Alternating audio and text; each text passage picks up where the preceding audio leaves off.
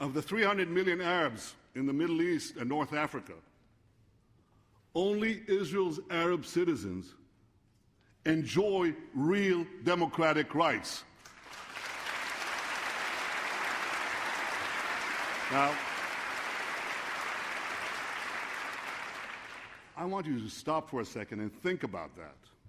Of those 300 million Arabs, less than 0.5% are truly free, and they're all citizens of Israel.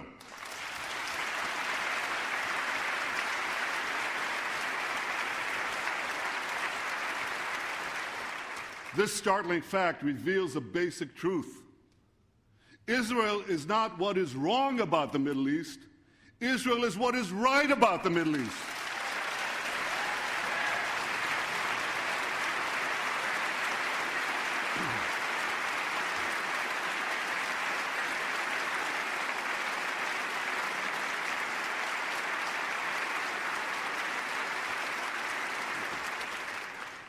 Israel fully supports the desire of Arab peoples in our region to live freely. We long for the day when Israel will be one of many real democracies in the Middle East. 15 years ago, I stood at this very podium. By the way, it hasn't changed. I stood here and I said that democracy must start to take root in the Arab world. Well, it's begun to take root. And this beginning holds the promise of a brilliant future of peace and prosperity. Because I believe that a Middle East that is genuinely democratic will be a Middle East truly at peace. But while we hope for the best, and while we work for the best, we must also recognize that powerful forces oppose this future. They oppose modernity. They oppose democracy. They oppose peace. Foremost among these forces is Iran. The tyranny in Tehran brutalizes its own people. It supports attacks against American troops in Afghanistan and in Iraq. It subjugates Lebanon and Gaza. It sponsors terror worldwide. When I last stood here, I spoke of the consequences of Iran developing nuclear weapons. Now time is running out. The hinge of history may soon turn. For the greatest danger of all could soon be upon us. A militant Islamic regime armed with nuclear weapons. Militant Islam threatens the world. It threatens Islam. Now, I have no doubt, I'm absolutely convinced, that it will ultimately be defeated. I believe it will eventually succumb to the forces of freedom and progress. It depends on cloistering young minds for a given amount of years. And the process of opening up information will ultimately defeat this movement. But like other fanaticisms that were doomed to fail, militant Islam could exact an horrific price from all of us before its eventual demise. A nuclear-armed Iran would ignite a nuclear arms race in the Middle East. It would give terrorists a nuclear umbrella. It would make the nightmare of nuclear terrorism a clear and present danger throughout the world. I want you to understand what this means, because if we don't stop it, it's coming.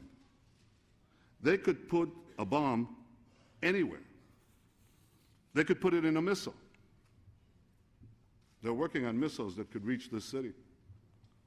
They could put it on a ship inside a container, could reach every port. They could eventually put it in a suitcase or in a subway. Now, the threat to my country cannot be overstated. Those who dismiss it are sticking their heads in the sand. Less than 7 decades after 6 million Jews were murdered, Iran's leaders deny the Holocaust of the Jewish people while calling for the annihilation of the Jewish state. Leaders who spew such venom should be banned from every respectable forum on the planet.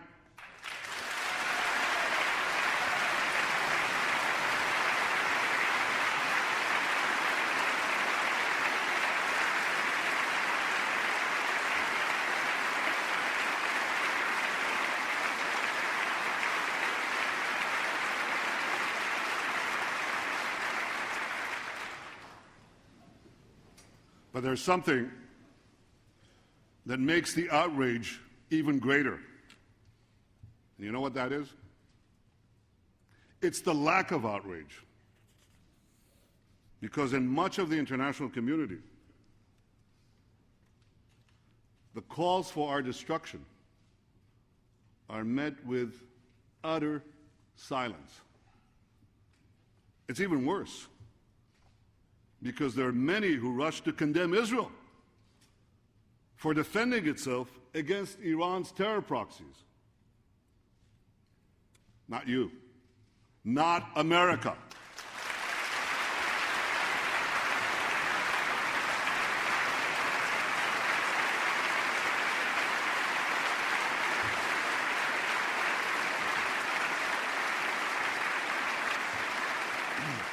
You've acted differently. You've condemned the Iranian regime for its genocidal aims. You've passed tough sanctions against Iran. History will salute you, America.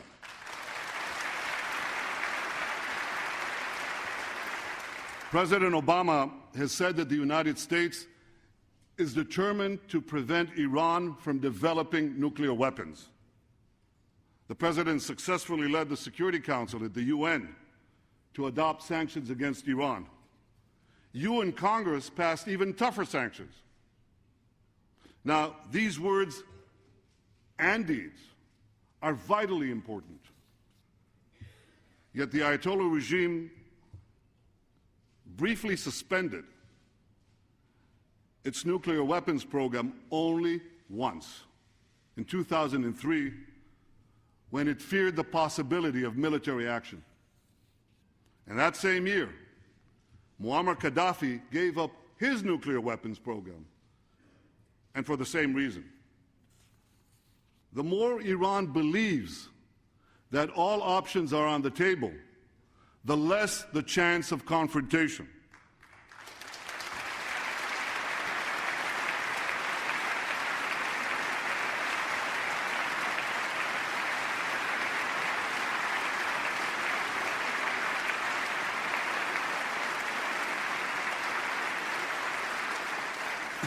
And this is why I ask you to continue to send an unequivocal message that America will never permit Iran to develop nuclear weapons.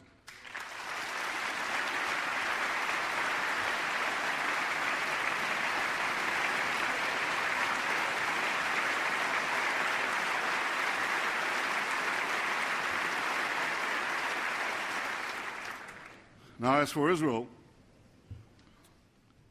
if history has taught the Jewish people anything, it is that we must take calls for our destruction seriously. We are a nation that rose from the ashes of the Holocaust. When we say never again, we mean never again.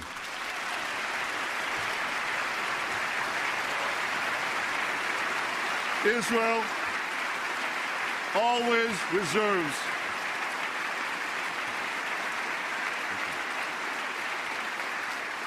Israel always reserves the right to defend itself.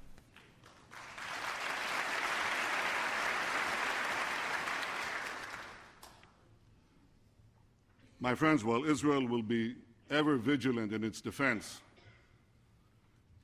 we'll never give up our quest for peace. I guess we'll give it up when we achieve it, because we want peace. Because we need peace.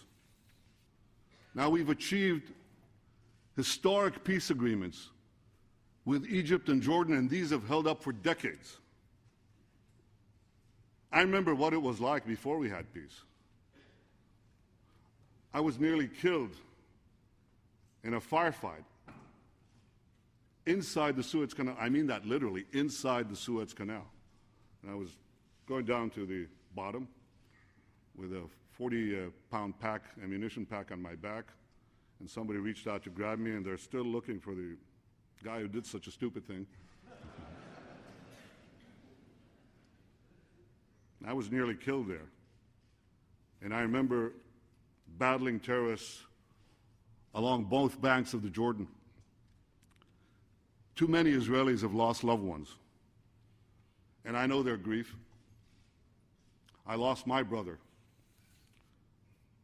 So no one in Israel wants a return to those terrible days. The peace with Egypt and Jordan has long served as an anchor of stability and peace in the heart of the Middle East. And this peace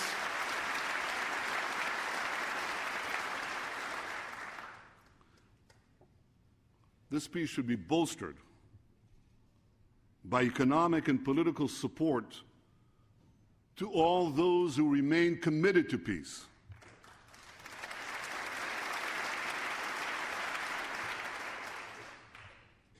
The peace agreements between Israel and Egypt and Israel and Jordan are vital, but they're not enough. We must also find a way to forge a lasting peace with the Palestinians.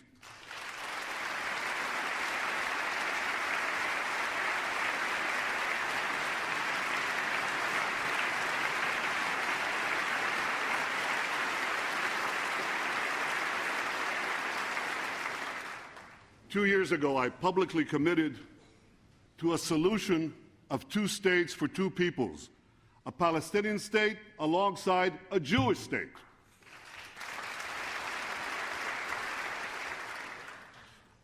I am willing to make painful compromises to achieve this historic peace. As the leader of Israel, it's my responsibility to lead my people to peace. Now, this is not easy for me.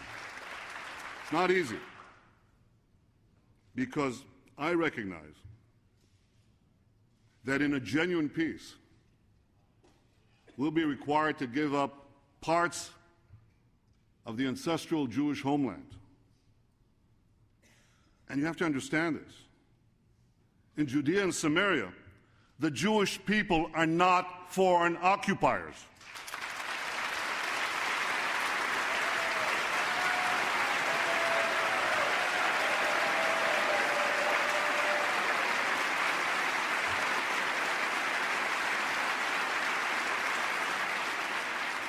We're not the British in India. We're not the Belgians in the Congo. This is the land of our forefathers, the land of Israel, to which Abraham brought the idea of one God, where David set out to confront Goliath, and where Isaiah saw a vision of eternal peace. No distortion of history. And boy, am I reading a lot of distortions of history lately, old and new. No distortion of history could deny the 4,000-year-old bond between the Jewish people and the Jewish land.